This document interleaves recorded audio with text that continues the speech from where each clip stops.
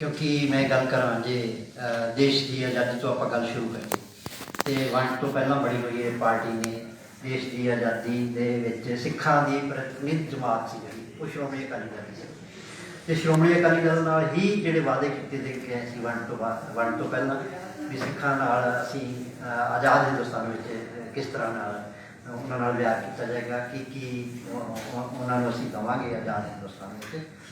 पर आज़ादी तो बाद लगातार असी संघर्षों में ही हाँ क्योंकि 1947 की वंड तो बाद जो देश आज़ाद होया तो उस तो बाद सानू साडी पोजीशन का एहसास करवाया गया कि तुहाडी हुण आज़ाद हिंदुस्तान में की पोजीशन है। तो उस गल तो लैके ही लगातार श्रोमणी अकाली दल जिहड़ा है वो सिखां की अगवाई करता रहा और सिखां के मुद्दों से एजेंडा से लड़ता रहा जुझता रहा अंदोलन करता रहा और अंदोलन छोटे नहीं बहुत वड्डे होए। पहला पंजाबी सूबा बनाने लैके क्योंकि देश की वंड तो बाद सारे देश में भाषा के आधार पर सूबे बने जो पंजाबी सूबे बनने की वारी आई तो सरकार ने बिल्कुल पूरा जवाब दे दिता कि सूबे पंजाबी सूबा नहीं बनाया। वो लड़ाई चली नवी एजुकेशन 1966 सूबा बनया लंगड़ा लूड़ा जिद सारिया चीज़ा खोलिया गई। हिंदुस्तान के इतिहास में कला एक पंजाब यहो सूबा है जिस तो उसकी राजधानी खोली गई जबकि देश में जिन्ने भी सूबे बने साढ़े तो पहला या साढ़े तो बाद जोड़े सूबे वक्फ होंगे उस राजधानी की क्लेम उस सूबे का रहा जोड़ा सूबे नाल बाकी के सूबे वक्फ होंगे। पर साढ़े तो एक क्लेम खोलिया गया साढ़े तो डैमां के पानियों का अधिकार खोलिया गया साढ़े पानी की पानी साढ़े तो खोली गई साढ़े पंजाबी बोलते इलाके साढ़े तो बाहर कढ़ दिते गए। मतलब बहुत केड़ी ज्यादती है जी साढ़े नाल नहीं। एक बने साढ़े नाल वादा सी कि देश की आज़ादी तो बाद सिखा में यहो जिहा एक खिता दिता जाएगा जिसे सिख भी अपनी आज़ादी का एक मान सकते पर ऐसा कुछ भी नहीं। इसलिए लगातार एजुकेशन हुई और एजुकेशन की अगवाई श्रोमणी अकाली दल करता है। 1975 जी एमरजेंसी लगी उसके खिलाफ जी मूवमेंट चली उसके अकाली दल का रोल रहा और इस गल तो नाराज होकर साढ़े जो वाला हमला होया 1984 का अटैक से जोड़ा साढ़े हक मंगन से साढ़े अगे जोड़ा लगातार श्रोमणी अकाली दल बनता रहा और श्रोमणी अकाली दल ने ही 1982 जोड़ा एक मोर्चा लाया कटपुरी का मोर्चा फिर बाद जो पंजाब में शिफ्ट हो गया फिर वो जरनैल सिंह होना की भी एंट्री हुई और कुल मिला के वो पंजाब के हकों दिक्कतों दियाँ लड़ाइयाँ जो साढ़े अधिकार से वो सब तो मेन मुद्दा जिसमें मुद्दा बनाया गया बाद उसी आनंदपुर का आनंदपुर के मतलब कुछ भी नहीं ऐसा जिसमें तुम वक्तवादी कह सको या देश का डिफोम कर वो सारा सूबे वध अधिकार देने की गल सी जी कि बाकी भी सूबे सारे मांग रहे थे देश के बाकी वक् स्टेटा भी वध अधिकार मांग रही थी पर साढ़े वध अधिकारों की मांग को साढ़े धर्म नाल जोड़ के साढ़े ते अटैक किया गया और उस आधार बना के सानू जोड़ा है देश के अंदर साढ़े टैंकों तोपों का हमला होया सानू कुटिया गया सानू मारिया गया साड़िया गया और हज़ारों नौजवान 100 नौजवान जो घर के मार दिए गए जिन्हों की पैरवाई जी बनती सी वो श्रोमणी अकाली दल भी कितने ना कितने फिर उस पीछे पैर खिंचता गया। और जो मैं सही कहा कि 1978 तो ही वैसे श्रोमणी अकाली दल से जोड़ा वो अपने आप को विड्रॉ करना शुरू कर दिता सी पर हौली हौली 1984 तो बाद 1999 चोणों तो बाद 1995 आउंदे आउंदे श्रोमणी अकाली दल बिल्कुल ही ये श्रोमणी अकाली दल के जोड़े एजेंडे से जोड़े जिन्हों भी 100 साल आप 100 साल हो जा रहे श्रोमणी कमेटी जिन्होंने श्रोमणी अकाली दल करता रहा उन्होंने टोटल एजेंडिया तो विड्रॉ कर गया इतों तक कि संविधान भी बदल लिया और अपने आप को पंजाबी पार्टी डिक्लेयर कर हुण अज असीं सानूं फिर उस पार्टी को खड़ा करने की लोड़ क्यों महसूस हुई है क्योंकि आ जी 2022 दी चोणां और इस तो पहला जो लड़िया गया संघर्ष है एक साल जो दिल्ली में लड़िया गया इसने बड़े सारे सिनेरियो बदले पंजाब क्योंकि पहला जोड़ा हम अज का सिनेरियो है जिस तरह असीं देख रहे हैं कि देश की सत्ता से राज करने की जमात जी एक सिद्धांतक पार्टी आप कह सकते हैं उन्होंने सिद्धांत है बेशक वो सिद्धांत असीं सहमत नहीं कहेंगे देश के एको एक पार्टी है जी किसी सिद्धांत से खड़ के लड़ और उन्होंने जो मनुवादी सिद्धांत उस सिद्धांत ने सीधा हमला जो पंजाब से किया है गुरु नानक साहब के सिद्धांत पहला वो अकाली दल को शील्ड के तौर पर वरते रहे अकाली दल के राही साड़ियाँ सारिया संस्थावां मारिया गई ਸਾਡੇ ਅਕਾਲ ਤਖਤ ਨੂੰ ਕਮਜ਼ੋਰ ਕੀਤਾ ਗਿਆ, ਸਾਡੀ ਸ਼੍ਰੋਮਣੀ ਕਮੇਟੀ ਜਿਹੜੀ ਆ ਉਹ ਉਸ ਨੂੰ ਕਮਜ਼ੋਰ ਕੀਤਾ ਗਿਆ, ਔਰ ਇੱਥੋਂ ਤੱਕ ਕਿ ਸਾਡੀ ਯੂਨੀਵਰਸਿਟੀ ਦੇ ਜਿਹੜੇ ਉਹ ਅੱਜ ਦੇ ਵਿੱਚ ਜਿਹੜੇ ਅਸੀਂ ਉਹਨਾਂ ਦੀ ਬੈਕਗਰਾਉਂਡ ਚੈੱਕ ਕਰੀ ਉਹ RSS ਦੀ ਬੈਕਗਰਾਉਂਡ ਵਾਲੀ ਯੂਨੀਵਰਸਿਟੀਆਂ ਤੱਕ ਜਿਹੜੀਆਂ ਸਾਡੀਆਂ ਕੈਪਚਰ ਹੋ ਗਈਆਂ। ਚੰਡੀਗੜ੍ਹ ਯੂਨੀਵਰਸਿਟੀ ਦੇ ਬਾਰੇ ਤੁਸੀਂ ਜਾਣਦੇ ਹੋ, ਉਹ ਜਿਹੜੀ ਲੜਾਈ ਚੱਲ ਰਹੀ ਹੈ ਉਹ ਵੀ ਪੰਜਾਬੀ ਚੰਡੀਗੜ੍ਹ ਯੂਨੀਵਰਸਿਟੀ ਨੂੰ ਬਚਾਉਣ ਵਾਸਤੇ, ਕਿਉਂਕਿ ਹਰ ਖੇਤਰ ਵਿੱਚ ਹਮਲਾ। ਪਹਿਲਾਂ ਇਹ ਹਮਲੇ ਮਤਲਬ ਸੀਗੇ ਲੁਕਵੇਂ ਸੀ, ਪਰ ਹੁਣ ਜਿਹੜਾ ਹਮਲਾ ਹੈ ਇਸ ਨੂੰ ਅਸੀਂ ਹੁਣ ਮਹਿਸੂਸ ਕਰ ਰਹੇ ਹਾਂ ਕਿ ਇਹ ਸਿੱਧਾ ਹਮਲਾ ਹੈ। ਜਿਵੇਂ ਕਹਿੰਦੇ ਨੇ ਕਿ ਪਹਿਲਾਂ ਤੁਸੀਂ ਪਲੇਟਫਾਰਮ ਖਾਲੀ ਕਰਵਾ ਲਓ ਜਾਂ ਇੰਨਾ ਕਮਜ਼ੋਰ ਕਰ ਲਓ ਕਿ ਫਿਰ ਉਸ ਦੇ ਵਿੱਚ ਤੁਹਾਡੀ ਸਿੱਧੀ ਐਂਟਰੀ ਜਿਹੜੀ ਉਹ ਆਸਾਨ ਹੋ ਜਾਂਦੀ ਹੈ। ਤੇ BJP ਨੂੰ ਔਰ RSS ਨੂੰ ਲੱਗਦਾ ਹੈ ਕਿ ਆਹ ਹੁਣ ਢੁਕਵਾਂ ਸਮਾਂ ਹੈ ਪੰਜਾਬ ਦੇ ਅੰਦਰ ਸਿੱਧੀ ਐਂਟਰੀ ਕਰਨ ਦਾ, ਕਿਉਂਕਿ ਜਿਨ੍ਹਾਂ ਨੇ ਇਸ ਸਿਧਾਂਤ ਦਾ ਵਿਰੋਧ ਕਰਨਾ ਸੀ, ਮਨੂਵਾਦੀ ਸਿਧਾਂਤ ਦਾ ਵਿਰੋਧ ਕਰਨਾ ਸੀਗਾ, ਜਿਹੜੇ ਗੁਰੂ ਨਾਨਕ ਦੇ ਫਲਸਫੇ ਨਾਲ ਜੁੜੀ ਹੋਈ ਪਾਰਟੀ ਸੀ, ਜਿਹੜੇ ਗੁਰੂ ਨਾਨਕ ਦੇ ਫਲਸਫੇ ਦੇ ਅਕੋਰਡਿੰਗ ਜਿਨ੍ਹਾਂ ਦਾ ਇਤਿਹਾਸ ਹੈ ਸਾਰਾ, ਉਹ ਪਾਰਟੀ ਸਾਰੀ ਆਪਣਾ ਵਜੂਦ ਖਤਮ ਹੋ ਗਿਆ ਉਹਦਾ, ਸ਼੍ਰੋਮਣੀ ਅਕਾਲੀ ਦਲ ਦਾ। ਉਸ ਦੇ ਵਿੱਚੋਂ ਕਿੰਨੇ ਅਕਾਲੀ ਦਲ ਜਿਹੜੇ ਅੱਡ ਹੋਏ, ਜਿਹੜੇ ਵੱਖ ਹੋਏ ਨੇ, ਉਹ ਅੱਜ ਇਸੇ ਹੀ ਸਿਧਾਂਤ ਨਾਲ ਪ੍ਰਣਾਈ ਹੋਈ ਪਾਰਟੀ BJP RSS ਦੇ ਸਿਧਾਂਤ ਨਾਲ, ਕੋਈ ਕਾਂਗਰਸ ਵਾਲੇ ਵੀ ਉਸ ਨਾਲ ਗੱਠਜੋੜ ਕਰ ਰਹੇ ਨੇ, ਕਾਂਗਰਸ ਤੋਂ ਨਿਕਲ ਕੇ, ਔਰ ਅਕਾਲੀ ਦਲ ਤੋਂ ਨਿਕਲ ਕੇ ਵੀ ਕੋਈ ਗੱਠਜੋੜ ਕਰ ਰਹੇ ਨੇ, ਕੋਈ ਸਿੱਧੇ BJP ਨੂੰ ਜਾ ਰਹੇ। ਸੋ ਇਹ ਜਿਹੜਾ ਸਾਰਾ ਸਿਨੈਰੀਓ, ਇਸ ਨੂੰ ਦੇਖਦਿਆਂ ਹੋਇਆ ਸਾਨੂੰ ਲੱਗਦਾ ਸੀਗਾ ਵੀ ਜੇ ਅੱਜ ਅਸੀਂ ਪੰਜਾਬ ਦੇ ਅਸਲ ਮੁੱਦੇ, ਜਿਹੜੇ ਪੰਜਾਬ ਦੇ ਏਜੰਡੇ ਹੈ, ਜੇ ਅੱਜ ਅਸੀਂ ਜੇ ਅਸੀਂ ਅੱਜ ਉਹਨਾਂ ਨੂੰ ਨਹੀਂ ਬਚਾਉਂਦੇ, ਉਹਨਾਂ ਦੀ ਗੱਲ ਨਹੀਂ ਕਰਦੇ, ਤੇ ਜਿਹੜੇ ਏਜੰਡੇ ਅੱਜ ਸਥਾਪਿਤ ਕਰਨਾ ਚਾਹੁੰਦੇ ਆ ਪੰਜਾਬ ਦੇ ਵਿੱਚ ਏਜੰਡੇ ਹੁਣ ਇਹਨਾਂ ਦੇ ਕੀ ਨੇ, ਤੁਸੀਂ ਸਾਰੇ ਵੇਖਦੇ ਹੋ। ਕੋਈ ਦਿੱਲੀੋਂ ਆਣ ਕੇ ਕਹਿੰਦਾ ਜੀ ਮੈਂ ਸਸਤੀ ਬਿਜਲੀ ਦੇ ਦਾਂਗਾ ਜੀ, ਮੈਂ ਆਟਾ ਦਾਲ ਤੁਹਾਨੂੰ ਸਸਤਾ ਕਰ ਦਾਂਗਾ ਜੀ, ਮਤਲਬ ਕੋਈ ਕਹਿੰਦਾ ਜੀ ਅਸੀਂ ਪਾਣੀ ਜਿਹੜੇ ਬਿਜਲੀ ਦੇ ਬਿੱਲ ਜਿਹੜੇ ਮਾਫ ਕਰ ਦਾਂਗੇ, ਕੋਈ ਕੁਛ ਕਹਿੰਦਾ, ਕੋਈ ਕਹਿੰਦਾ ਜੀ ਅਸੀਂ ਦਲਿਤ ਮੁੱਖ ਮੰਤਰੀ ਬਣਾ ਦੇਵਾਂਗੇ, ਕੋਈ ਕੁਛ ਕਹਿੰਦਾ, ਕੋਈ ਕੁਛ ਕਹਿੰਦਾ। ਇਹ ਏਜੰਡੇ ਹੀ ਨਹੀਂ ਹੈ ਐਕਚੁਅਲ 'ਚ ਪੰਜਾਬ, ਕਿਉਂਕਿ ਪੰਜਾਬ ਇਹਨਾਂ ਏਜੰਡਿਆਂ 'ਤੇ ਨਹੀਂ ਲੜੇ। ਜਿਹੜੇ ਘੱਲੂਘਾਰੇ ਪੰਜਾਬ ਦੇ ਵਿੱਚ ਹੋਏ ਉਹ ਇਹਨਾਂ ਏਜੰਡਿਆਂ ਲਈ ਨਹੀਂ ਹੋਏ ਵੀ ਇੱਥੇ ਦਲਿਤ ਮੁੱਖ ਮੰਤਰੀ ਬਣੇਗਾ ਜਾਂ ਇੱਥੇ ਲੋਕਾਂ ਨੂੰ ਆਟਾ ਦਿੱਤੀ ਜਾਊਗੀ, ਜਾਂ ਤੁਸੀਂ ਜਿਹੜੀਆਂ ਬੇਸਿਕ ਜ਼ਰੂਰਤਾਂ ਸੀਗੀਆਂ ਪੰਜਾਬ ਦੀਆਂ, ਸਿਹਤ ਅਤੇ ਸਿੱਖਿਆ ਤੱਕ ਜਿਹੜੀ ਹੈ ਉਹ ਵੀ ਤਬਾਹ ਹੋ ਗਈ ਹੈ ਪੰਜਾਬ ਦੇ ਵਿੱਚ। ਨਾ ਕੋਈ ਸਿੱਖਿਆ ਦੇ ਖੇਤਰ ਵਿੱਚ ਤੁਸੀਂ ਕੋਈ ਮਿਆਰੀ ਗੱਲ ਕਰ ਸਕਦੇ ਹੋ, ਨਾ ਤੁਸੀਂ ਸਿਹਤ ਦੇ ਖੇਤਰ ਵਿੱਚ ਤੁਹਾਡੇ ਜਿਹੜੇ ਸਰਕਾਰੀ ਹਸਪੀਟਲ, ਸਰਕਾਰੀ ਅਦਾਰੇ ਨੇ, ਵੈਸੇ ਤਾਂ ਦੇਸ਼ ਦੇ ਸਾਰੇ ਸਰਕਾਰੀ ਅਦਾਰੇ ਵੇਚ ਦਿੱਤੇ ਗਏ, ਔਰ ਉਹ ਵੇਚੇ ਵੀ ਉਦੋਂ ਜਦੋਂ ਇੱਕ ਅੰਦੋਲਨ ਚੱਲ ਰਿਹਾ ਸੀ ਦੇਸ਼ ਦੇ ਵਿੱਚ। ਇਸ ਸਰਕਾਰ ਦੇ ਖਿਲਾਫ ਇੱਕ ਬਹੁਤ ਵੱਡਾ ਅੰਦੋਲਨ ਚੱਲ ਰਿਹਾ ਸੀ, ਜਿਸ ਨੂੰ ਦੇਸ਼ ਦੀ ਦੁਨੀਆ ਦੇ ਵਿੱਚ ਲੋਕ ਸਮਰਥਨ ਦੇ ਰਹੇ ਸੀ। ਉਦੋਂ ਸਾਰਾ ਦੇਸ਼ ਵਿਕਿਆ, ਦੇਸ਼ ਦੀ ਰੇਲਵੇ ਵਿਕੀ, ਏਅਰਪੋਰਟ ਵਿਕੇ, ਏਅਰਲਾਈਨਾਂ ਵਿਕੀਆਂ। ਕਿਹੜੀ ਚੀਜ਼ ਹੈ ਜਿਹੜੀ ਮਤਲਬ ਕੋਈ ਚੀਜ਼ ਇਹਨਾਂ ਨੇ ਲੱਭ ਕੇ ਦੇਸ਼ ਨੂੰ ਵੇਚਿਆ। ਤੇ ਹੁਣ ਇਹਨਾਂ ਦੀ ਐਂਟਰੀ ਜਿਹੜੀ ਪੰਜਾਬ 'ਚ ਸਾਡੇ ਲਈ ਸਭ ਤੋਂ ਜ਼ਿਆਦਾ ਚਿੰਤਾ ਦਾ ਵਿਸ਼ਾ ਇਹ ਹੈ ਕਿ ਜਿਨ੍ਹਾਂ ਨੇ ਇਸ ਸਿਧਾਂਤ ਦੇ ਖਿਲਾਫ ਖੜੇ ਹੋਣ, ਕਿਉਂਕਿ ਇਸ ਸਿਧਾਂਤ ਦੀ ਕੰਮ ਹੈ। ਦੋ ਸਿਧਾਂਤਾਂ ਦੀ ਲੜਾਈ ਅੱਜ ਦੀ ਨਹੀਂ ਹੈ, 500 ਸਾਲ ਪੁਰਾਣੀ ਹੈ। ਗੁਰੂ ਨਾਨਕ ਸਾਹਿਬ ਦਾ ਸਿਧਾਂਤ ਜਦੋਂ ਉਹਨਾਂ ਨੇ ਦੁਨੀਆ ਦੇ ਸਾਹਮਣੇ ਰੱਖਿਆ, ਤੇ ਉਸਦੇ ਸਭ ਤੋਂ ਜਿਹੜਾ ਉਸ ਸਿਧਾਂਤ ਦਾ ਅਸਰ ਜਿਹੜਾ ਹੋਣਾ ਸੀ, ਜਿਸ ਦੇ ਸਾਹਮਣੇ ਉਹ ਸਿਧਾਂਤ ਖੜਾ ਹੁੰਦਾ ਸੀ, ਉਹ ਸੀ ਮਨੂਵਾਦੀ ਸਿਧਾਂਤ, ਜਿਹੜਾ ਇਸ ਖੇਤਰ ਦੇ ਲੋਕਾਂ ਦੀਆਂ ਸਾਰੀਆਂ ਜਿਹੜੇ ਮੁੱਢਲੇ ਅਧਿਕਾਰ ਨੇ, ਜਿਉਣ ਦੇ ਅਧਿਕਾਰ, ਖਾਣ ਦੇ ਅਧਿਕਾਰ, ਪਹਿਨਣ ਦੇ ਅਧਿਕਾਰ, ਪੜ੍ਹਨ ਦੇ ਅਧਿਕਾਰ, ਇੱਥੋਂ ਤੱਕ ਕਿ ਖੂਹਾਂ ਤੋਂ ਪਾਣੀ ਭਰਨ ਦੇ ਅਧਿਕਾਰ, ਕਿਹੜਾ ਅਧਿਕਾਰ ਜਿਹੜਾ ਮਨੂ ਨੇ ਇਹਨਾਂ ਤੋਂ ਖੋਇਆ ਨਹੀਂ ਸੀ। 5000 ਸਾਲ ਇਹਨਾਂ ਨੂੰ ਗੁਲਾਮ ਬਣਾ ਕੇ ਜਿਹਨਾਂ ਨੂੰ ਰੱਖਿਆ, ਤੇ ਦੇਸ਼ ਆਜ਼ਾਦ ਹੋਣ ਤੋਂ ਬਾਅਦ ਜਦੋਂ ਇੱਕ ਸੰਵਿਧਾਨ ਬਣਿਆ, ਸੰਵਿਧਾਨ ਨੇ ਉਹਨਾਂ ਲੋਕਾਂ ਨੂੰ ਅਧਿਕਾਰ ਦਿੱਤੇ। ਉਹਨਾਂ ਅਧਿਕਾਰਾਂ ਨੂੰ ਇੰਪਲੀਮੈਂਟ ਕਰਨ ਵਾਲੀਆਂ ਜਿਹੜੀਆਂ ਜਮਾਤਾਂ ਸੀ, ਉਹਨਾਂ ਨੇ ਬੜੀ ਬੇਈਮਾਨੀ ਕੀਤੀ ਕਿ ਉਹ ਅਧਿਕਾਰ ਇਮਾਨਦਾਰੀ ਨਾਲ ਇੰਪਲੀਮੈਂਟ ਨਾ ਹੋਣ, ਜਿੰਨੇ ਵੱਧ ਤੋਂ ਵੱਧ ਰੋਕੇ ਜਾ ਸਕਦੇ ਸੀ ਉਹਨਾਂ ਨੇ ਰੋਕੇ ਉਹ ਅਧਿਕਾਰ।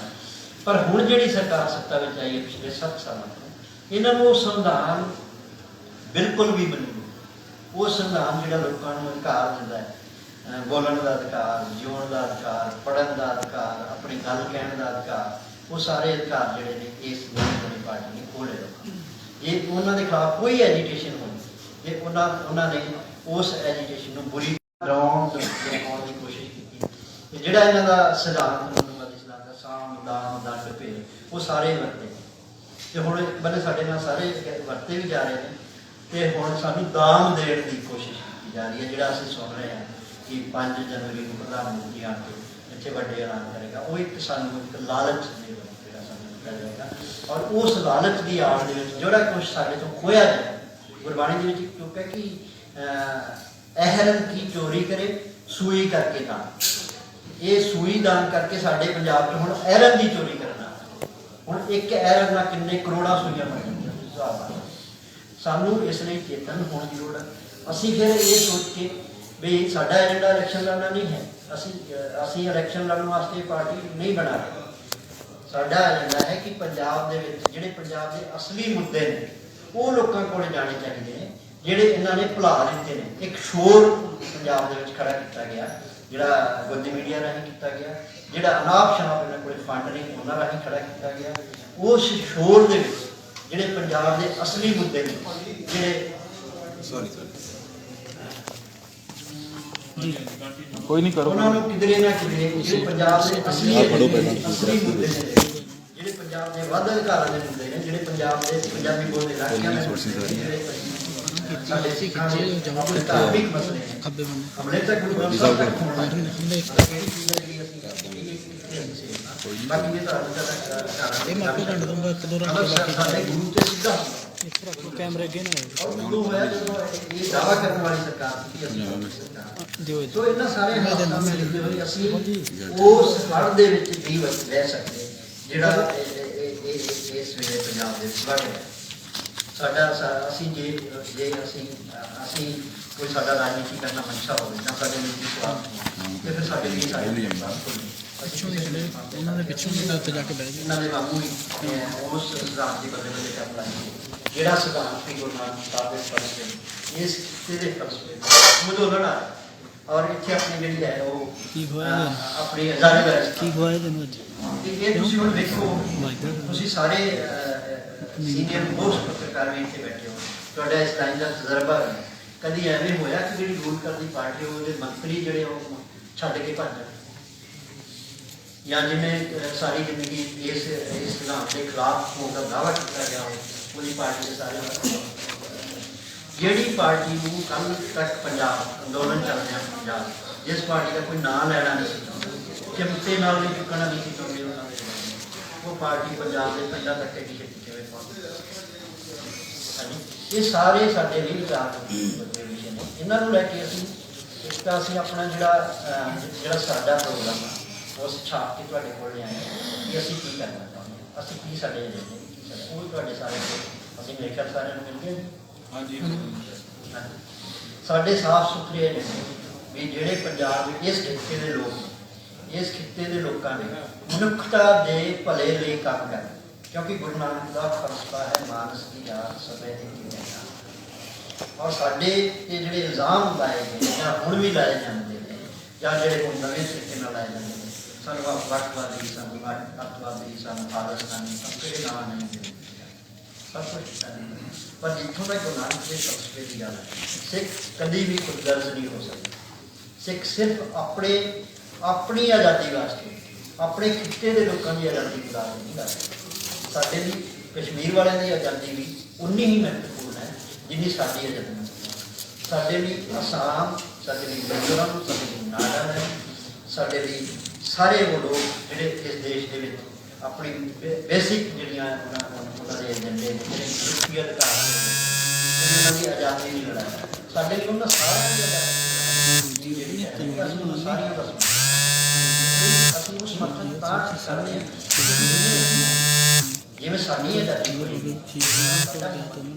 देखो 50 किलोमीटर का एरिया वो सीधे तौर पर ही डाका वाला 50 किलोमीटर के एरिया में तुहाडे अधिकार समाप्त उत्थे पंजाब का कोई अधिकार ਜਿਹੜੇ ਰੂਲ ਕਰਦੀ ਜਿਹੜੇ ਅੱਜ ਪੰਜਾਬ ਜਾਂ ਦੂਸਰੇ ਸਟੇਟਾਂ ਰੂਲ ਕਰਦੀਆਂ ਜਮਾਤਾਂ ਉਹਨਾਂ ਕੋਲ ਕਿੰਨੇ ਅਧਿਕਾਰ ਇੱਕ ਮਿਊਨਿਸਪੈਲਿਟੀ ਜਿੰਨੇ ਅਧਿਕਾਰ ਵੀ ਉਹਨਾਂ ਲੋਕਾਂ ਕੋਲ ਕਿ ਉਹ ਆਪਣੀ ਸਟੇਟ ਵਾਸਤੇ ਕਰ ਜਿਹੜੀਆਂ ਸਟੇਟਾਂ ਦੇ ਕੋਲ ਕੋਈ ਅਧਿਕਾਰ ਹੀ ਨਹੀਂ ਹੈਗਾ ਕਰਨ ਦਾ ਉਹਦੇ ਤੁਸੀਂ ਐਮਐਲਏ ਬਣ ਕੇ ਔਰ ਐਮਐਲਏ ਬਦਲ ਕੇ ਕੀ ਵੀ ਜੇ ਮੰਨ ਲਓ ਇੱਕ ਪਾਰਟੀ ਦੇ ਐਮਐਲਏ ਤੇ ਕਾਂਗਰਸ ਦੇ ਐਮਐਲਏ ਬਦਲ ਕੇ ਤੁਸੀਂ ਬੀਜੇਪੀ ਦੇ ਐਮਐਲਏ ਬੀਜੇਪੀ ਦੇ ਐਮਐਲਏ ਬਦਲ ਕੇ ਕਰ ਲੈਂਦੇ जिन्ना चेर तुहाडे कोले वो अधिकार जिहड़े स्टेटां कोले होने चाहिए जिहड़ा कि ये फैडरलिज्म की बेसिक जिहड़ी बेसिक वंड जिन्नी आपां कह सकदे हां कि देश की वंड इस देश नूं आपां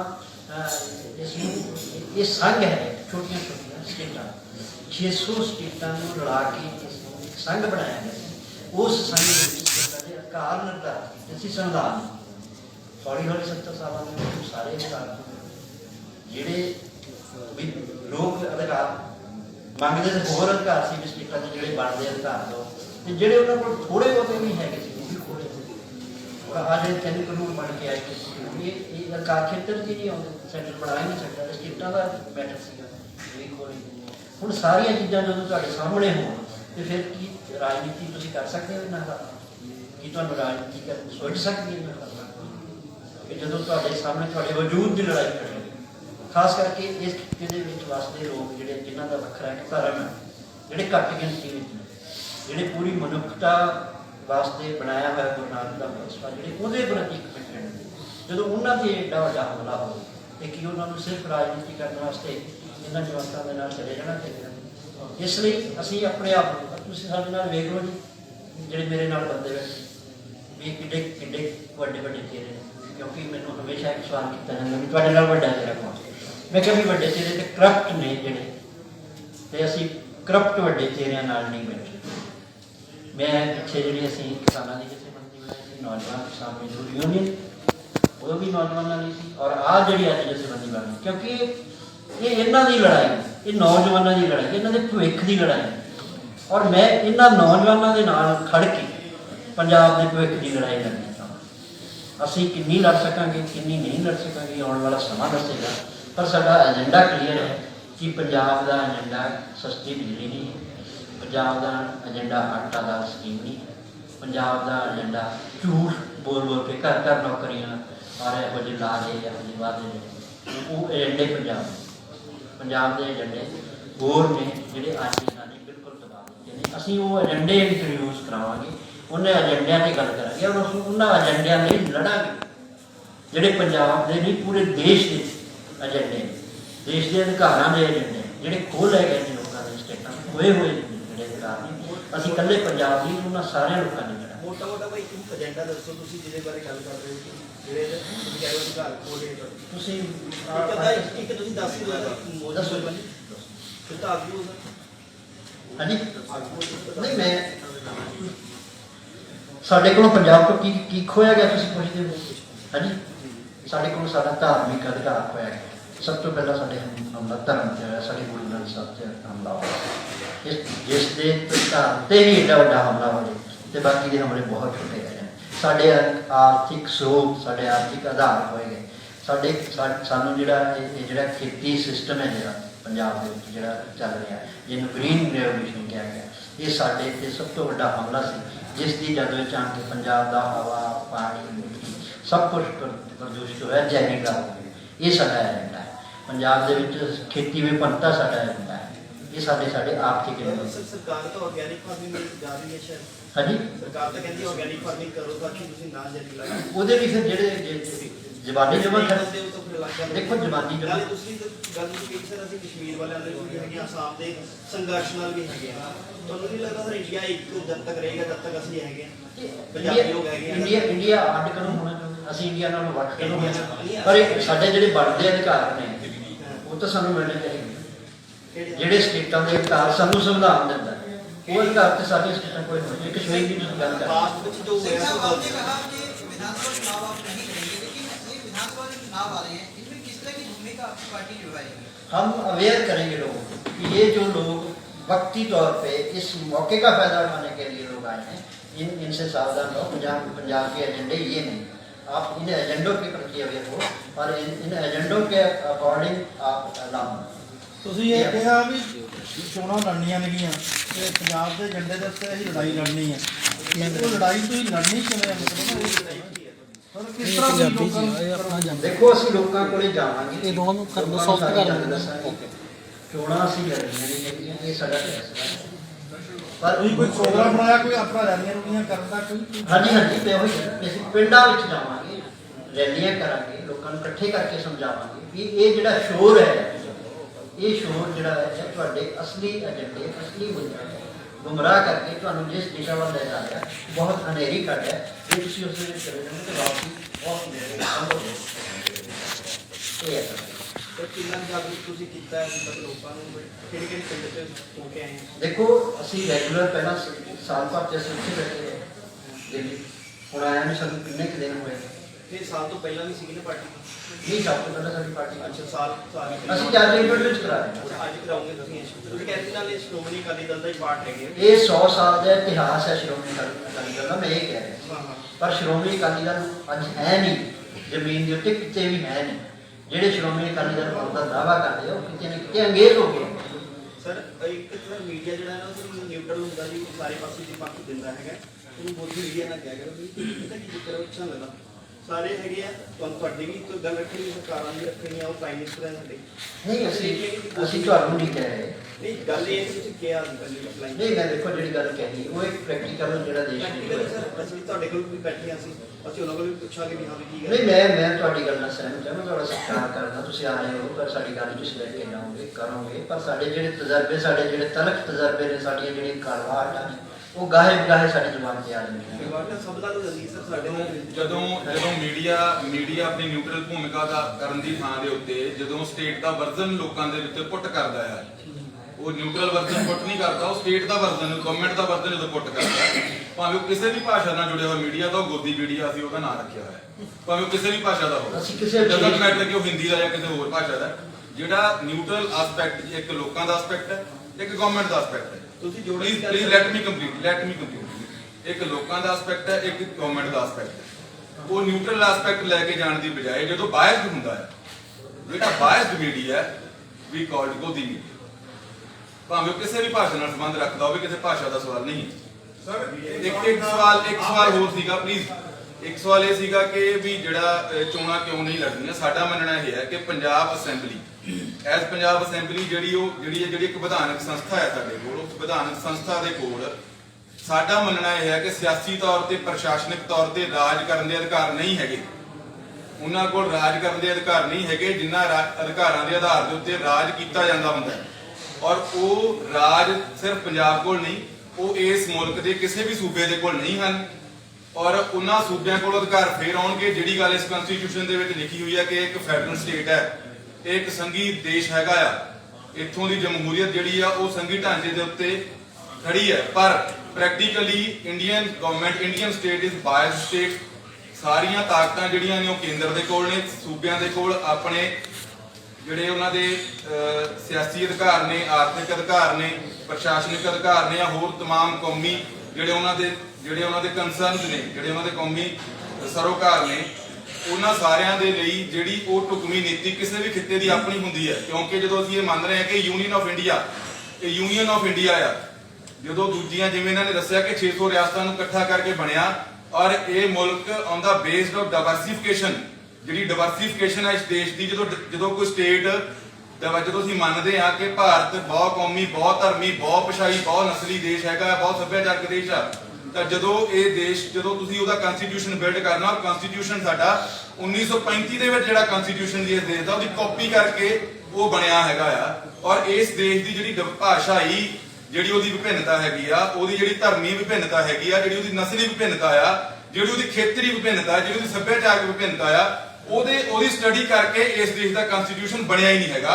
ਇਸ ਕਰਕੇ ਉਹ ਕਾਪੀ ਕਰਨ ਤੋਂ ਬਾਅਦ ਇੱਕ ਫਰਜ਼ੀ ਸੰਵਿਧਾਨ ਬਣਿਆ, ਔਰ ਫਰਜ਼ੀ ਸੰਵਿਧਾਨ ਨੇ ਇੱਕ ਫਰਜ਼ੀ ਰਾਜ ਇੱਥੇ ਪਿਛਲੇ 75 ਸਾਲਾਂ 'ਚ ਸਿਰਜਿਆ। ਔਰ ਉਸ ਫਰਜ਼ੀ ਰਾਜ ਨੇ ਇੱਥੋਂ ਦੀ ਜਿਹੜੀਆਂ ਵੱਖ-ਵੱਖ ਤਰ੍ਹਾਂ ਦੀਆਂ ਵਿਭਿੰਨਤਾਵਾਂ ਨੇ, ਭਾਵੇਂ ਜ਼ਾਤ ਦੇ ਆਧਾਰ ਤੇ ਨੇ, ਧਰਮ ਦੇ ਆਧਾਰ ਤੇ ਨੇ, ਖਿੱਤਿਆਂ ਦੇ ਆਧਾਰ ਤੇ ਨੇ, ਨਸਲ ਦੇ ਆਧਾਰ ਤੇ, ਔਰ ਸੱਭਿਆਚਾਰ ਦੇ ਆਧਾਰ ਤੇ, ਉਹਨਾਂ ਨੂੰ ਰਿਕੋਗਨਾਈਜ਼ ਕਰਨ ਦੀ ਬਜਾਏ, ਉਹਨਾਂ ਨੂੰ ਕੰਸੀਡਰ ਕਰਨ ਦੀ ਬਜਾਏ, ਉਹਨਾਂ ਨੂੰ ਉਹਨਾਂ ਦੇ ਬਣਦੇ ਹੱਕ, ਡਾਇਵਰਸਿਫਿਕੇਸ਼ਨ ਦੇ ਆਧਾਰ ਤੇ ਜਿਹੜੇ ਹੱਕ ਬਣਦੇ ਸੀ ਉਹ ਦੇਣ ਦੀ ਬਜਾਏ ਉਹਨਾਂ ਨੂੰ ਵੱਧ ਸਗੋਂ ਸੈਂਟਰਲਾਈਜ਼ ਕੀਤਾ।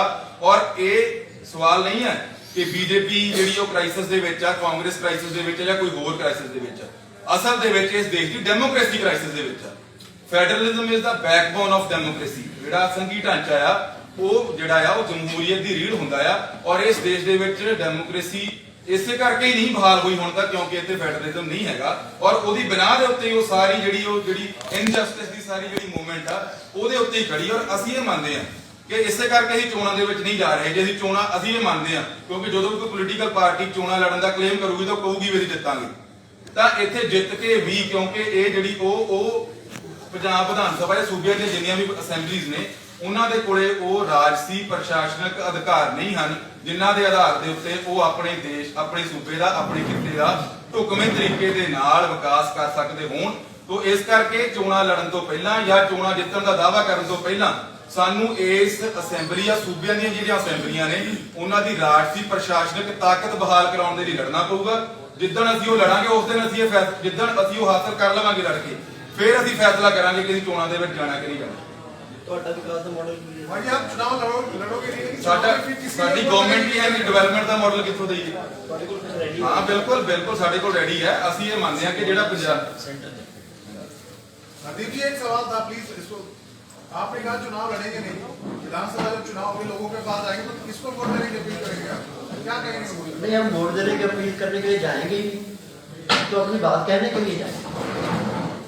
तो फिर पार्टी ਮੈਂ ਦੇਣਾ ਜੀ ਇੱਕ ਮਿੰਟ। ਜਦੋਂ ਡੈਮੋਕ੍ਰੇਸੀ ਖਤਰੇ ਤਾਂ ਫਿਰ ਇਲੈਕਟੋਰਲ ਪੋਲਿਟਿਕਸ ਕੀ ਕਰੂਗੀ? ਜੋ ਡੈਮੋਕ੍ਰੇਸੀ ਦੀ ਕਹਿੰਦੇ ਕ੍ਰਾਈਸਿਸ ਦੇ ਵਿੱਚ ਆ ਤਾਂ ਵੋਟਾਂ ਕੀ ਕਰਨਗੀਆਂ ਫਿਰ? The electoral politics is also in the crisis. ਪਰ ਡੈਮੋਕ੍ਰੇਸੀ ਇਜ਼ ਕ੍ਰਾਈਸਿਸ। ਜਦੋਂ ਡੈਮੋਕ੍ਰੇਸੀ ਹੀ ਕ੍ਰਾਈਸਿਸ ਦੇ ਵਿੱਚ ਆ ਤਾਂ ਫਿਰ ਕੀ ਕਰਨਾ ਇਲੈਕਸ਼ਨ ਤੋਂ? ਅਸੀਂ ਇਹ ਮੰਨਦੇ ਹਾਂ ਕਿ ਪਹਿਲਾਂ ਡੈਮੋਕ੍ਰੇਸੀ ਨੂੰ ਬਹਾਲ ਕੀਤਾ ਜਾਵੇ, ਉਹਦੇ ਲਈ ਜੂਝਿਆ ਜਾਵੇ, ਉਹਦੇ ਲਈ ਲੜਿਆ ਜਾਵੇ, ਉਹ ਬਹਾਲੀ ਡੈਮੋਕ੍ਰੇਸੀ ਨੂੰ ਬਹਾਲ ਕਰਾਇਆ ਜਾਵੇ ਪਹਿਲਾਂ, ਫਿਰ ਅਸੀਂ ਇਲੈਕਸ਼ਨ ਦੀ ਗੱਲ ਕਰਾਂਗੇ। ਉਹ ਜਿਹੜਾ ਇਹਨੇ ਮਾਡਲ ਬਾਰੇ ਪੁੱਛਿਆ, ਪੰਜਾਬ ਸਪੈਸੀਫਿਕਲੀ ਪੰਜਾਬ ਬਾਰੇ ਅਸੀਂ ਮੰਨਦੇ ਹਾਂ ਕਿ ਪੰਜਾਬ ਇੱਕ ਮਤਲਬ ਜਿਹੜਾ ਉਹ ਐਗਰੋ ਬੇਸਡ ਸਟੇਟ ਹੈਗਾ ਆ। ਔਰ ਜਿਹੜਾ ਸਟੇਟ ਸਬਜੈਕਟ ਹੈ ਸਾਡਾ, ਜਿਹੜਾ ਅਸੀਂ ਇੱਥੇ ਐਗਰੋ ਜਿਹੜੀ ਮਤਲਬ ਕਿ ਐਗਰੀਕਲਚਰ ਡਿਵਰਸਿਫਿਕੇਸ਼ਨ ਉਹ ਲੈ ਕੇ ਆਉਣੀ ਚਾਹੁੰਦੇ, ਲੈ ਕੇ ਤਾਂ ਆ ਪਾਵਾਂਗੇ ਜੇ ਸਾਡੇ ਕੋਲ ਸਾਡੀਆਂ ਯੂਨੀਵਰਸਿਟੀ, ਸਾਡੇ ਕੋਲ ਪਹਿਲਾਂ ਆਰਥਿਕ ਅਸਾਸੇ ਹੋਣ, ਇਕਨੋਮਿਕਲ ਰਿਸੋਰਸਸ ਜਿਨ੍ਹਾਂ ਦੇ ਬੇਸਿਸ ਦੇ ਉੱਤੇ ਅਸੀਂ ਸਾਰੀ ਇੱਥੋਂ ਦੀ ਮਿੱਟੀ, ਇੱਥੋਂ ਦੀ ਪਾਣੀ ਦੀ ਰਿਸਰਚ ਕਰ ਸਕਦੇ ਹੋਈਏ, ਉਹ ਯੂਨੀਵਰਸਿਟੀਆਂ ਹੋਣ ਸਾਡੇ ਕੋਲ, ਉਹ ਸਾਨੂੰ ਫਸਲਾਂ ਦੀ ਰਿਕਮੈਂਡੇਸ਼ਨ ਦੇਣ ਕਿ ਇਸ ਖਿੱਤੇ ਦੀ ਜਿਹੜੀ ਕੁਦਰਤੀ ਜਿਹੜੀ ਇਹਦੀ ਸਥਿਤੀ ਆ, ਇੱਥੋਂ ਦੇ ਲੋਕਾਂ ਦੀਆਂ ਜਿਹੜੀਆਂ ਜ਼ਰੂਰਤਾਂ ਨੇ ਉਹਨਾਂ ਦੇ ਮੁਤਾਬਕ ਆਹ ਫਸਲਾਂ ਦੀ ਇੱਥੇ ਬਿਜਾਈ ਹੋਣੀ ਚਾਹੀਦੀ ਆ, ਔਰ ਉਹਨਾਂ ਦੇ ਭਾਅ ਤੈਅ ਕਰਨ ਦੇ ਹੱਕ ਸੂਬਿਆਂ ਦੇ ਕੋਲ ਹੋਣ, ਢੁਕਵੇਂ ਭਾਅ ਉਹ ਦੇ ਸਕਦੀਆਂ ਹੋਣ, ਤੇ ਉਹਨਾਂ ਦੇ ਆਧਾਰ ਦੇ ਉੱਤੇ ਜਿਹੜਾ ਅੰਤਰਰਾਸ਼ਟਰੀ ਵਪਾਰ ਹੈ, ਜਿਹੜੀਆਂ ਫਸਲਾਂ ਉਹ ਵੇਚਣ ਕਿ ਉਹਦੀ ਜਿਹੜੀ ਪੈਦਾਵਾਰ ਹੋਊਗੀ, ਉਹ ਪੈਦਾਵਾਰ ਦਾ ਜਿਹੜਾ ਵਪਾਰ ਦੂਜੇ ਦੇਸ਼ਾਂ ਦੇ ਨਾਲ ਜਿਨ੍ਹਾਂ ਨਾਲ ਬਣੂਗਾ, ਉਹ ਵਪਾਰ ਖੋਲਣ ਦੀ ਅਸੀਂ ਆਪਣੀ ਫਸਲਾਂ ਦੀ ਪੈਦਾਵਾਰ ਦੇ ਆਧਾਰ ਤੇ ਕੇਂਦਰ ਤੋਂ ਮੰਗ ਕਰਾਂਗੇ।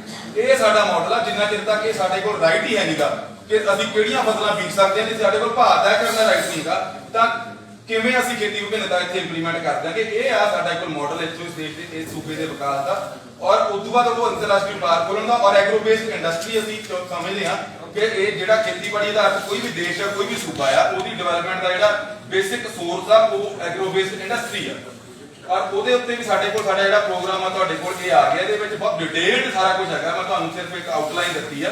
ਇਹ ਐਗਰੋ ਬੇਸ, ਔਰ ਜਿਹੜੀ ਉਹਦੇ ਵਿੱਚੋਂ ਅਸੀਂ ਇਹ ਸਮਝਦੇ ਹਾਂ ਐਗਰੋ ਬੇਸਡ ਇੰਡਸਟਰੀ 49% ਸ਼ੇਅਰ ਦੇ ਵਿੱਚ ਕਿਸਾਨ, ਮਜ਼ਦੂਰ ਤੇ ਵਪਾਰੀ ਹੋਣ ਉਸ ਇੰਡਸਟਰੀ ਦੇ ਵਿੱਚ, ਔਰ 51% ਸ਼ੇਅਰ ਦੇ ਵਿੱਚ ਉਹ ਗਵਰਨਮੈਂਟ ਹੋਵੇ, ਔਰ ਗਵਰਨਮੈਂਟ ਜਿਹੜੀ ਉਹ ਕਮਾਈ 49% ਸ਼ੇਅਰ ਦੀ ਕਿਸਾਨ, ਮਜ਼ਦੂਰ ਤੇ ਵਪਾਰੀ ਕੋਲ ਜਾਣੀ ਆ।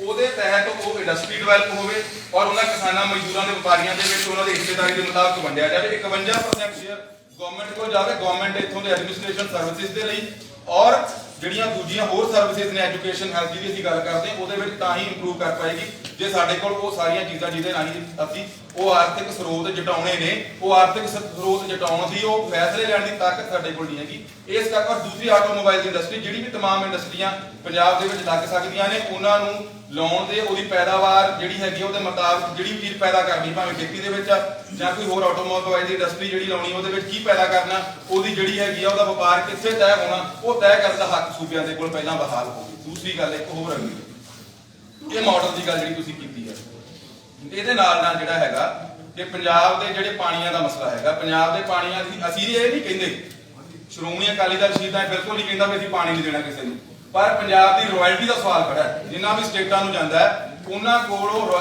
ਜਦੋਂ ਜੇ ਤਾਂ ਰਾਇਲਟੀ ਦਾ ਸਵਾਲ ਨਹੀਂ ਹੈਗਾ ਤਾਂ ਫਿਰ ਪੰਜਾਬ ਨੂੰ ਵੀ ਪੱਥਰ ਰਾਜਸਥਾਨ ਤੋਂ ਵਿਦਆਊਟ ਰਾਇਲਟੀ ਚਾਹੀਦਾ ਹੈ। ਅਬਰਕ, ਬਾਕਸਾਈਟ, ਮੈਗਨੀਸ਼ੀਅਮ ਉੱਤਰ ਪੂਰਬੀ ਸੂਬਿਆਂ ਤੋਂ ਸਾਨੂੰ ਵੀ ਵਿਦਆਊਟ ਰਾਇਲਟੀ ਚਾਹੀਦਾ ਪੰਜਾਬ ਨੂੰ, ਤੇ ਪਰ ਜੇ ਰਾਇਲਟੀ ਅਸੀਂ ਦੇਣੀ ਹੈ ਤਾਂ ਪੰਜਾਬ ਨੂੰ ਉਹਦੇ ਪਾਣੀਆਂ ਦੀ ਰਾਇਲਟੀ ਮਿਲਣੀ ਚਾਹੀਦੀ ਹੈ ਪਿੱਛੋਂ ਲੱਗ ਕੇ, ਦੇਣ ਤੋਂ ਮਨਾ ਨਹੀਂ। ਔਰ ਨਾਲ ਹੀ ਸਾਡੀ ਅਪਰੋਚ ਇਹ ਰਹੇਗੀ ਕਿ ਜਿਹੜੇ ਵੀ ਸੂਬਿਆਂ ਕੋਲ ਪਾਣੀ ਜਾਂਦਾ ਉਹਨਾਂ ਨਾਲ ਅਸੀਂ ਭਾਈਚਾਰਕ ਤੌਰ ਤੇ ਬਹਿ ਕੇ ਇਸ ਗੱਲ ਨੂੰ ਨਜਿੱਠਾਂਗੇ। ਹੱਕ ਪਾਣੀ ਦੇ ਉਹਨਾਂ ਦਾ ਵੀ ਹੈ, ਪਰ ਸਾਡੀ ਰਾਇਲਟੀ ਦਾ ਹੱਕ ਸਾਨੂੰ ਮਿਲਣਾ ਚਾਹੀਦਾ। ਪਾਣੀਆਂ ਦੇ ਮਸਲੇ ਤੇ ਸਾਡਾ ਹੀ ਕਲੀਅਰ ਆ। ਔਰ ਡੈਮਾਂ ਦਾ ਪ੍ਰਬੰਧ ਜਿਹੜਾ ਪਿਛਲੇ ਸਮਿਆਂ ਤੋਂ ਲਗਾਤਾਰ ਕੇਂਦਰੀਕਰਨ ਕੀਤਾ ਜਾ ਰਿਹਾ, ਡੈਮਾਂ ਦਾ ਪ੍ਰਬੰਧ ਪੰਜਾਬ ਕੋਲ ਵਾਪਸ ਬਹਾਲ ਹੋਣਾ ਚਾਹੀਦਾ। ਔਰ ਜਿਹੜੇ ਪੰਜਾਬੀ ਬੋਲਦੇ ਇਲਾਕੇ ਨਾਲ ਲੱਗਦੇ ਸਰਹੱਦੀ ਸਾਡੇ ਸਰਹੱਦੀ ਇਲਾਕਿਆਂ ਦੇ ਵਿੱਚ ਲੱਗਦੇ ਪੰਜਾਬੀ ਬੋਲਦੇ ਇਲਾਕੇ ਉਹ ਮਰਦਮਸ਼ੁਮਾਰੀ ਹੁਣ ਉਹ ਪਹਿਲਾਂ 65-64 ਵਾਲੀ ਨਹੀਂ ਚੱਲੂਗੀ। ਮੁੜ ਮਰਦਮਸ਼ੁਮਾਰੀ ਕਰਾਈ ਜਾਵੇ। ਪੰਜਾਬ ਦੇ ਨਾਲ ਲੱਗਦੇ ਹੱਦਾਂ ਦੇ ਨਾਲ ਲੱਗਦੇ ਪੰਜਾਬੀ ਬੋਲਦੇ ਸਰਹੱਦੀ ਇਲਾਕਿਆਂ ਦੀ ਮੁੜ ਮਰਦਮਸ਼ੁਮਾਰੀ ਕਰਾ ਕੇ ਪੰਜਾਬੀ ਬੋਲਦੇ ਇਲਾਕੇ ਪੰਜਾਬ ਨੂੰ ਦਿੱਤੇ ਜਾਣ। ਜਿਹੜਾ ਵਾਅਦਾ ਨਹਿਰੂ ਗਵਰਨਮੈਂਟ ਦੇ ਨਾਲ ਪੰਜਾਬ ਨਾਲ ਕੀਤਾ ਸੀ ਕਿ ਤੁਹਾਨੂੰ ਅਸੀਂ ਭਾਸ਼ਾ ਆਧਾਰਿਤ ਸੂਬਾ ਦੇਵਾਂਗੇ, ਉਹ ਵਾਅਦਾ ਅਜੇ ਤੱਕ ਵਫਾ ਨਹੀਂ ਹੋਇਆ। ਸ਼ਹਿਰ ਦੇ ਵਿੱਚ ਬਣਿਆ, ਤੁਹਾਡੇ ਵੱਲੋਂ ਸਵਾਲ ਹੋ ਸਕਦਾ ਕਿ ਇੱਥੋਂ ਦੀਆਂ ਰਾਜਸੀ ਧਿਰਾਂ ਖਾਸ ਕਰਕੇ ਸ਼੍ਰੋਮਣੀ ਅਕਾਲੀ ਦਲ ਨੇ ਵੀ ਉਹ ਸਿਆਸਤ ਕੀਤੀ ਜਿਹਦੇ ਤਹਿਤ ਉਹ ਸੂਬੇ ਸਾਡੇ ਕੋਲੋਂ ਬਾਹਰ ਉਹ ਪੰਜਾਬੀ ਬੋਲਦੇ ਇਲਾਕੇ ਪੰਜਾਬ ਸੂਬੇ ਦਾ ਹਿੱਸਾ ਨਹੀਂ ਬਣ ਸਕੇ। ਇਸੇ ਕਰਕੇ ਅਸੀਂ ਮੰਗ ਕਰਦੇ ਹਾਂ ਕਿ ਉਹ ਜਿਹੜਾ ਵਾਅਦਾ ਵਫਾ ਨਹੀਂ ਹੋਇਆ ਉਹਦੀ ਮੁੜ ਮਰਦਮਸ਼ੁਮਾਰੀ ਕਰਵਾਈ ਜਾਵੇ ਸਰਹੱਦੀ ਇਲਾਕੇ ਨਾਲ ਲੱਗਦੇ ਸਰਹੱਦੀ ਇਲਾਕਿਆਂ 'ਚ ਪੰਜਾਬੀ ਬੋਲਦੇ ਇਲਾਕਿਆਂ ਦੀ, ਔਰ ਉਹ ਬਣਦੇ ਜਿਹੜੇ ਪੰਜਾਬੀ ਬੋਲਦੇ ਇਲਾਕੇ ਨੇ ਉਹ ਪੰਜਾਬ ਨੂੰ ਦਿੱਤੇ ਜਾਣ। ਪ੍ਰੋਫੈਸਰ ਸਵਾਲ ਹੈ, ਤੁਸੀਂ ਪ੍ਰੈਸ ਨੋਟ ਵਿੱਚ ਲਿਖਿਆ ਵੀ ਸ਼੍ਰੋਮਣੀ ਅਕਾਲੀ ਦਲ ਸ਼ਹੀਦਾਂ ਨਾਮ ਸਿਆਸੀ ਪਾਰਟੀ ਦਾ ਗਠਨ ਕੀਤਾ ਗਿਆ। ਸਾਡੇ ਕੋਲ ਪ੍ਰੈਸ ਨੋਟ ਪਹੁੰਚਿਆ। ਸਿਆਸੀ ਪਾਰਟੀ ਦਾ ਆਈ ਥਿੰਕ ਮਤਲਬ ਇਹ ਹੁੰਦਾ ਜਿਹੜੀ ਚੋਣਾਂ ਲੜਨਾ ਚਾਹੁੰਦੀ ਕੋਈ ਸਿਆਸੀ ਪਾਰਟੀ ਹੁੰਦੀ ਹੈ, ਸ਼ਾਇਦ ਉਹ ਤਾਂ ਕੋਈ ਸਿਆਸੀ ਪਾਰਟੀ ਨਹੀਂ ਹੁੰਦੀ। ਸੋ ਪਲੀਜ਼ ਆਪ ਕਲੈਰੀਫਾਈ ਕਰਿਓ ਜੀ ਕੀ ਹੈ ਤੁਹਾਡੀ ਸਿਆਸਤ ਦੀ ਚੋਣਾਂ। There are number of political parties in the world ਜਿਹੜੀਆਂ ਇਲੈਕਸ਼ਨ ਨਹੀਂ ਲੜਦੀਆਂ। ਬਹੁਤ ਸਾਰੀਆਂ ਪਾਰਟੀਆਂ ਨੇ ਦੁਨੀਆ ਦੇ ਵਿੱਚ ਔਰ ਇਸ ਦੇਸ਼ ਦੇ ਵਿੱਚ ਵੀ ਹੈਗੀਆਂ ਆ। ਇਹ ਕੋਈ ਕੰਡੀਸ਼ਨ ਨਹੀਂ ਹੁੰਦੀ। ਸਿਆਸੀ ਪਾਰਟੀ ਕਿਵੇਂ ਨਾ ਉਹ ਪੁੱਛ ਰਿਹਾ ਤੁਸੀਂ ਜਾਂ ਤਾਂ ਪ੍ਰੈਸ਼ਰ ਗਰੁੱਪ ਜਾਂ ਸਿਆਸੀ ਪਾਰਟੀ ਨਹੀਂ, ਪੋਲੀਟੀਕਲ ਪਾਰਟੀ ਇਸ ਸੂਬੇ ਦੇ ਜਿਹੜੇ ਲੋਕਾਂ ਦੇ ਜਿਹੜੇ ਰਾਜਨੀਤਿਕ, ਆਰਥਿਕ, ਸਮਾਜਿਕ, ਧਾਰਮਿਕ, ਸੱਭਿਆਚਾਰਕ, ਭਾਸ਼ਾਈ, ਕੌਮੀ ਸਾਰੇ ਸਰੋਕਾਰਾਂ ਦੇ ਉੱਤੇ ਸਾਡਾ ਇੱਕ ਪੋਲੀਟੀਕਲ ਵਿਜ਼ਨ ਹੈ, ਪੋਲੀਟੀਕਲ ਥਾਟ ਆ ਔਰ ਪੋਲੀਟੀਕਲ ਪ੍ਰੋਗਰਾਮ ਆ। ਔਰ ਇਲੈਕਸ਼ਨ ਸਾਡੇ ਲਈ not a strategical issue, it is a tactical issue. ਜਿਸ ਦਿਨ ਸਾਡੀ ਉਹ ਸਾਰੀ ਸਟਰਗਲ ਆ ਇਸ ਖਿੱਤੇ ਦੇ ਸਮੂਹ ਲੋਕਾਂ ਦੇ ਸਮੂਹ ਸਰੋਕਾਰਾਂ ਨੂੰ ਸਾਰ ਕਰਨ ਦੀ, ਜਿਸ ਦਿਨ ਸਾਨੂੰ ਲੱਗੂਗਾ ਕਿ ਇਲੈਕਸ਼ਨਸ ਉਹ ਸਾਡੀ ਫਾਈਟ ਨੂੰ, ਸਾਡੇ ਸਟਰਗਲ ਨੂੰ, ਸਾਡੀ ਤਹਿਰੀਕ ਨੂੰ ਸਰਵ ਕਰੂਗੀ ਇਲੈਕਸ਼ਨ 'ਚ ਸਾਡਾ ਪਾਰਟਿਸਿਪੇਸ਼ਨ, ਤਾਂ ਅਸੀਂ ਇਲੈਕਸ਼ਨ 'ਚ ਪਾਰਟਿਸਿਪੇਸ਼ਨ ਕਰਾਂਗੇ। ਜੇ ਸਾਨੂੰ ਲੱਗੂਗਾ ਕਿ ਉਹਨੂੰ ਸਰਵ ਨਹੀਂ ਕਰਦੀ, ਇਹ ਹਾਲਾਤ ਸਾਜ਼ਗਾਰ ਨਹੀਂ ਹੈਗੇ ਔਰ ਇਹ ਜਿੰਨਾਂ ਦੇ ਵਿੱਚ ਜਾ ਕੇ ਇਲੈਕਸ਼ਨ ਜਿੱਤ ਕੇ ਹਾਰ ਕੇ ਜਾਂ ਲੜ ਕੇ ਜੋ ਤੁਸੀਂ ਕਰਨਾ ਖਿੱਤੇ ਦੇ ਲਈ ਉਹਦੀ ਕਰਨ ਦੀ ਪੋਜੀਸ਼ਨ ਦੇ ਵਿੱਚ ਆਉਣੇ ਹੋ ਕਿ ਨਹੀਂ ਆਉਂਦੇ, ਜਿਸ ਦਿਨ ਉਹ ਚੀਜ਼ਾਂ ਜਿਹੜੀਆਂ ਨੇ ਉਹ ਰੈਲੇਵੈਂਟ ਹੋਣਗੀਆਂ ਉਸ ਦਿਨ ਅਸੀਂ ਇਹਦੇ ਬਾਰੇ ਤੁਸੀਂ ਆਪਣੀ ਪਾਰਟੀ ਅੱਜ ਬਣਾ ਲਈ ਹੈ। ਤੁਸੀਂ ਬਹੁਤ ਸਾਰੀ ਜ਼ਿਕਰ ਕੀਤਾ ਕਿ ਅਸੀਂ ਪਿੰਡ ਜਾਵਾਂਗੇ, ਲੋਕਾਂ ਨੂੰ ਜਾਗਰੂਕ ਕਰੋਗੇ। ਕੀ ਤੁਸੀਂ ਹੁਣ ਅੱਗੇ ਆਪਣੀ ਮੈਂਬਰਸ਼ਿਪ ਤੋਰੋ? ਕਿਉਂਕਿ ਪੰਜਾਬ ਦੀ ਗੱਲ ਕੀਤੀ ਜਾਵੇ 13-14 ਪਿੰਡ ਹੈ ਔਰ ਇਲੈਕਸ਼ਨ ਬਿਲਕੁਲ ਸਿਰ ਦੇ ਉੱਪਰ, ਤਾਂ ਇੰਨੀ ਜਲਦੀ ਪੰਜਾਬ ਦੇ ਪਿੰਡਾਂ ਨੂੰ ਕਵਰ ਕਿਵੇਂ ਕਰੋਗੇ? ਜਿਹੜਾ ਸੁਨੇਹਾ ਲੈ ਕੇ ਤੁਸੀਂ ਪੰਜਾਬ ਦੇ ਪਿੰਡਾਂ ਨੂੰ, ਪੰਜਾਬ ਦੇ ਲੋਕਾਂ ਨੂੰ, ਪੰਜਾਬ ਦੇ ਘਰ ਕੱਟੇ ਜਾਓਗੇ। ਉਹ ਕੱਲੇ ਪਿੰਡ ਦੇ ਵਿੱਚ ਤਾਂ ਮੇਰੇ ਖਿਆਲ ਦੇ ਵਿੱਚ ਸ਼ਾਇਦ ਕੋਈ ਵੀ ਪੋਲੀਟੀਕਲ ਪਾਰਟੀ ਇਸ ਮੁਲਕ 'ਚ ਦਾਅਵਾ ਨਹੀਂ ਕਰ ਸਕਦੀ ਵੀ 12,000 ਪਿੰਡਾਂ ਦੇ ਵਿੱਚ ਚੱਲ ਜਾਊਗੀ। ਉਹਦੇ ਬਹੁਤ ਸਾਰੇ ਢੰਗ ਤਰੀਕੇ ਨੇ ਖਿੱਤੇ ਆਧਾਰਿਤ, ਜਿਵੇਂ ਮਾਲਵੇ ਦੇ ਵਿੱਚ 2 ਰੈਲੀਆਂ ਕੀਤੀਆਂ ਜਾ ਸਕਦੀਆਂ ਵੱਡੀਆਂ, ਦੁਆਬੇ ਦੇ ਵਿੱਚ, ਮਾਝੇ ਦੇ ਵਿੱਚ। ਔਰ ਮੈਂਬਰਸ਼ਿਪ ਦਾ ਜਿਹੜਾ ਪ੍ਰੋਸੈਸ ਆ ਅਸੀਂ 2022 ਦੀਆਂ ਇਲੈਕਸ਼ਨਾਂ ਫਰਵਰੀ 'ਚ ਹੁੰਦੀਆਂ ਜਾਂ ਮਾਰਚ ਦੇ ਵਿੱਚ ਹੁੰਦੀਆਂ, ਉਹ ਤੋਂ ਬਾਅਦ ਅਸੀਂ ਮੈਂਬਰਸ਼ਿਪ ਦਾ ਆਪਣਾ ਜਥੇਬੰਦਕ ਢਾਂਚੇ ਦੀ ਉਸਾਰੀ ਦਾ ਜਿਹੜਾ ਤੁਹਾਡਾ ਸਵਾਲ ਹੈ ਉਹ ਅਸੀਂ ਉਸ ਤੋਂ ਬਾਅਦ ਸ਼ੁਰੂ ਕਰਾਂਗੇ। ਹਾਲ ਫਿਲਹਾਲ ਜਿਹੜਾ ਏਜੰਡਾ ਪੰਜਾਬ ਦੀ 2022 ਦੀ ਇਲੈਕਸ਼ਨ ਦਾ ਪੋਲੀਟੀਕਲ ਏਜੰਡਾ ਕੀ ਹੋਣਾ ਚਾਹੀਦਾ? ਏਜੰਡਾ ਪੰਜਾਬ ਦੇ ਮੁੱਦੇ, ਅਸੀਂ ਉਹਦੇ ਉੱਤੇ ਇਹਨੂੰ ਫੋਕਸ ਕਰਨ ਦੇ ਲਈ ਫਾਈਟ ਕਰਾਂਗੇ। ਇਹਨਾਂ 2-3 ਮਹੀਨੇ ਦੀ ਸਾਡੀ ਫਾਈਟ ਇਹ ਰਹੂਗੀ, ਉਸ ਤੋਂ ਬਾਅਦ ਨੈਕਸਟ ਅਸੀਂ ਸੋਚਾਂਗੇ। ਤੁਸੀਂ ਫੈਕਟ ਦੀ ਗੱਲ ਕਰੀਏ ਜੀ ਵੀ ਅਸੀਂ ਲੜਾਂਗੇ, ਵੀ ਅਸੀਂ ਲੋਕਾਂ ਨੂੰ ਸਮਝਾਵਾਂਗੇ। ਪੰਜਾਬ ਦੀ ਜੇ ਗੱਲ ਕਰਦੇ ਹਾਂ, ਪੰਜਾਬ ਦੇ ਵਿੱਚ ਜਿਹੜੀਆਂ ਪਾਰਟੀਆਂ ਨੇ, ਕਿਸਾਨਾਂ ਦੀ ਪਾਰਟੀ ਬਣੀ ਹੈ, ਇੱਕ ਆਮ ਆਦਮੀ ਪਾਰਟੀ ਵੀ ਆ, ਬੀਜੇਪੀ ਵੀ ਆ, ਅਕਾਲੀ ਦਲ ਵੀ ਆ ਤੇ ਕਾਂਗਰਸ ਵੀ ਆ। ਇਹਨਾਂ ਦੇ ਵਿੱਚ ਅਗਰ ਵੋਟ ਕਿਹਨੂੰ ਪਾਉਣ, ਲੋਕਾਂ ਦੇ ਦਿਮਾਗ ਦੇ ਵਿੱਚ ਇਹ ਸਵਾਲ ਜ਼ਰੂਰ ਉੱਠੇਗਾ, ਵੋਟ ਕਿਸ ਨੂੰ ਪਾਉਣ? ਇਹੀ ਕਹਿਣ ਤਾਂ ਅਸੀਂ ਲੋਕਾਂ ਨੂੰ ਜਾਣਾ ਵੀ ਵੋਟ ਪਾ ਕੇ ਜਦੋਂ ਨਹੀਂ ਕਹਿ ਰਹੇ ਕਿ democracy is in the crisis, ਤਾਂ what is the meaning of election? Election ਦਾ ਮੀਨਿੰਗ ਹੀ ਕੋਈ ਨਹੀਂ ਗਾ, ਕਹਿਣੀ ਹੀ ਜਾਣਾ ਲੋਕਾਂ ਨੂੰ। ਕੋਈ ਵੀ ਪੋਲੀਟੀਕਲ ਪਾਰਟੀ ਆ, ਮੈਂ ਇਹ ਗੱਲ ਕਹਿਣਾ ਕਿ ਜਿਹੜੀ ਵੀ ਪੋਲੀਟੀਕਲ ਪਾਰਟੀ ਨਵੀਂ ਪੁਰਾਣੀ ਕੋਈ ਵੀ ਜਿਹੜੀ ਇਹ ਗੱਲ ਕਹਿੰਦੀ ਆ ਕਿ ਅਸੀਂ ਇਲੈਕਸ਼ਨਾਂ ਲੜ ਕੇ ਇਲੈਕਸ਼ਨਾਂ ਜਿੱਤ ਕੇ ਸਰਕਾਰ ਬਣਾ ਕੇ ਪੰਜਾਬ ਦਾ ਭਲਾ ਕਰ ਦਾਂਗੇ, ਉਹ ਝੂਠ ਬੋਲਦੀ ਹੈ। ਉਹ ਝੂਠ ਬੋਲਦੀ ਹੈ, ਉਹ ਭਾਵੇਂ ਕੋਈ ਵੀ ਹੈ। ਨਹੀਂ, ਉਹਨਾਂ ਦਾ ਕਹਿਣ ਦਾ ਮਤਲਬ ਵੀ ਤੁਸੀਂ ਲੋਕਾਂ ਨੂੰ ਕਹੋਗੇ ਵੀ ਚੋਣਾਂ ਦਾ ਬਾਈਕਾਟ ਕਰੋ। ਨਹੀਂ, ਅਸੀਂ ਇਹ ਲੋਕਾਂ ਨੂੰ ਕਹਾਂਗੇ ਵੀ ਮੁੱਦੇ ਪਛਾਣੋ ਆਪਣੇ।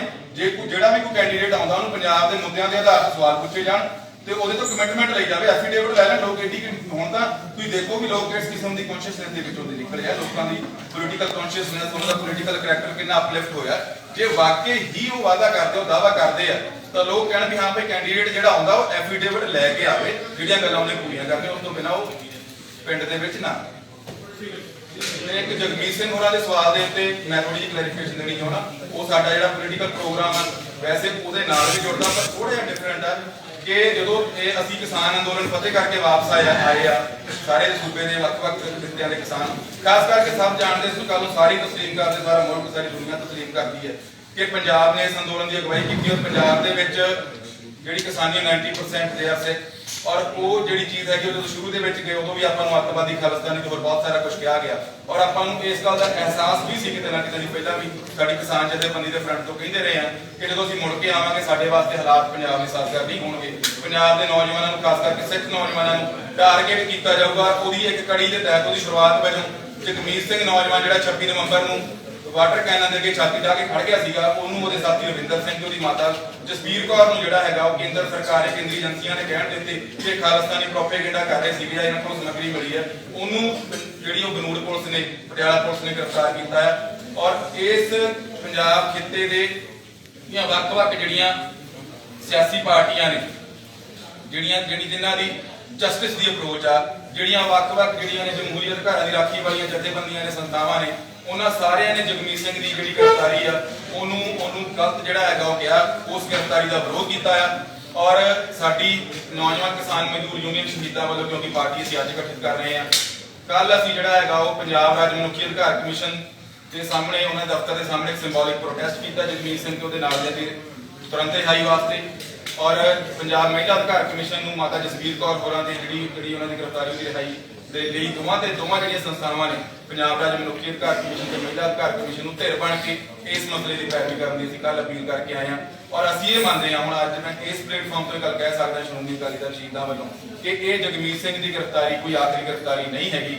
ਇਹ ਜਿਹੜੀ ਅਪਰੋਚ ਆ ਇਸ ਭਾਰਤੀ ਹਕੂਮਤ ਦੀ ਜਿਹੜੀ ਅਪਰੋਚ ਆ ਉਹ ਐਂਟੀ ਮਾਈਨੋਰਿਟੀ ਔਰ ਐਂਟੀ ਦਲਿਤ, ਖਾਸ ਤੌਰ ਤੇ ਮੋਟੇ ਤੌਰ ਤੇ ਜੇ ਕਹਿਣਾ ਹੋਵੇ ਕਿ ਉਹ ਘੱਟ ਗਿਣਤੀਆਂ ਵਿਰੋਧੀ ਤੇ ਦਲਿਤ ਮਜਲੂਮਾਂ ਦੇ ਵਿਰੋਧ ਦੇ ਵਿੱਚ ਉਹ ਥਾਟ ਖੜਾ ਆ, ਉਹ ਮਨੂ ਦੇ ਥਾਟ ਤੇ ਖੜੀ ਹੈ, ਜਿਹੜਾ ਮਨੂ ਦਾ ਥਾਟ ਜਿਹਦੇ ਨਾਲ 550 ਸਾਲ ਪਹਿਲਾਂ ਗੁਰੂ ਨਾਨਕ ਸਾਹਿਬ ਦੀ ਵਿਚਾਰਧਾਰਾ ਟਕਰਾਈ ਸੀ। ਔਰ ਅੱਜ ਫੇਰ ਉਹ ਦੋਨੇ ਵਿਚਾਰਧਾਰਾਵਾਂ ਆਮੋ ਸਾਹਮਣੇ ਖੜੀਆਂ ਔਰ ਮਜਲੂਮ ਦੀ ਰਾਖੀ ਦਾ ਸਵਾਲ ਹੈ। ਔਰ ਮਜਲੂਮ ਦੀ ਰਾਖੀ ਦੇ ਵਾਸਤੇ ਇਸ ਖਿੱਤੇ ਦਾ ਸਿਧਾਂਤ ਗੁਰੂ ਨਾਨਕ ਸਾਹਿਬ ਦਾ ਸਿਧਾਂਤ ਹਮੇਸ਼ਾ ਖੜਦਾ ਰਿਹਾ।